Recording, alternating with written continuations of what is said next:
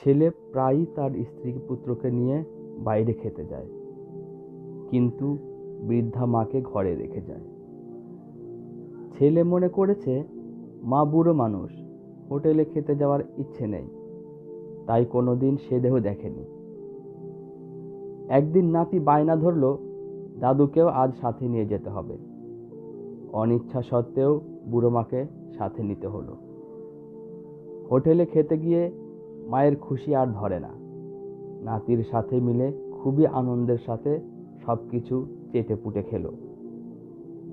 ছেলেকে এক ফাঁকে জিজ্ঞেস করলেন, হ্যাঁ রে খোকা, একবার হোটেলে খেলে কত টাকা বিল আসে? ওটা জেনে তোমার কি লাভ, তবুও বল না শুনি। ওটা নির্ভর করে খাওয়ার উপর। এই ধরো, আজ বিল এসেছে প্রায় 1200 টাকা। কিছুদিন